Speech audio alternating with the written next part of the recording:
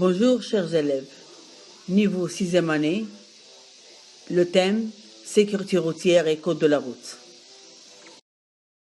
Aujourd'hui on va voir la lecture dont la leçon est leçon sur le code de la route. Les objectifs, identifier un texte injonctif et lire un texte injonctif.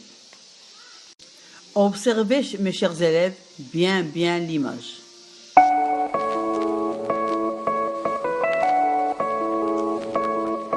Je lis le texte. Ce matin, mes camarades et moi avons couru pour traverser la rue, devant l'école, car nous étions très en retard. L'agent de circulation qui est posté là tous les jours s'est fâché. Il nous a interpellés et il nous a dit « On ne vous a pas appris à traverser la rue à l'école? Vous allez finir par avoir un accident. » Les cours terminés, notre professeur nous a dit « Les enfants, il est arrivé quelque chose de grave. L'agent qui surveille la circulation devant l'école est venu me dire que vous traversez les rues n'importe comment. Faut-il vous rappeler le code de la route pour les piétons? Cela me paraît nécessaire. Pour traverser, s'assurer que les feux de signalisation le permettent. Il ne faut pas traverser à l'aveuglette, même si on est prioritaire. Il est nécessaire de bien regarder des deux côtés de la route avant de s'engager.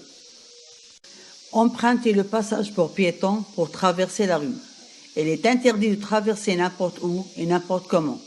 Il faut circuler sur le trottoir et sur les accotements. À la descente d'un véhicule, il faut regarder autour de soi pour être visible des autres usagers. Il faut utiliser le trottoir quand il en a un. Avant de traverser, vous devez vérifier qu'aucun véhicule n'arrive ni à droite ni à gauche. Les trams et les trains ont toujours priorité sur les piétons. Vous devez veiller à vous rendre visible des conducteurs. Par exemple, ne pas porter de vêtements sombres à la tombée de la nuit.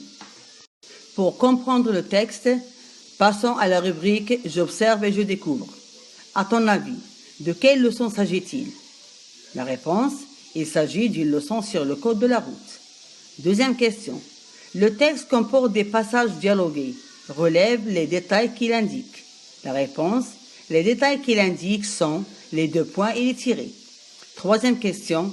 Que représente l'image? L'image représente des élèves qui traversent la rue en courant.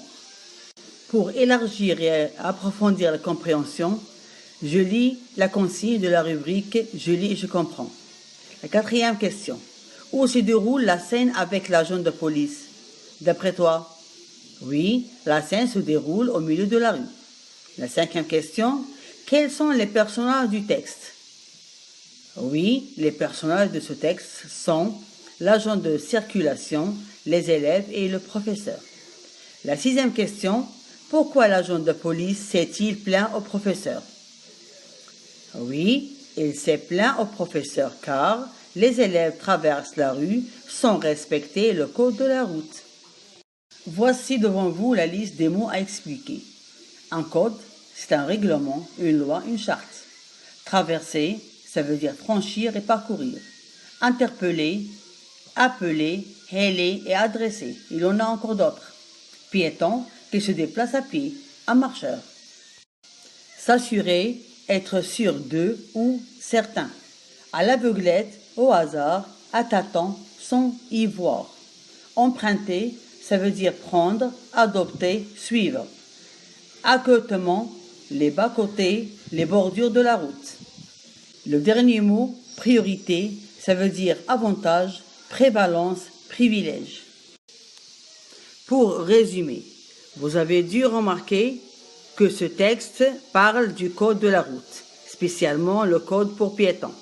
On a dans le texte un ensemble de règles à respecter. Ces règles comportent des ordres, comme il est nécessaire, de bien regarder, des verbes à l'infinitif, des verbes qui expriment une obligation, comme il faut circuler, et des phrases qui expriment l'interdiction, comme il ne faut pas traverser. Ce sont les caractéristiques d'un texte injonctif ou un texte impératif. Mes chers élèves, merci pour votre attention.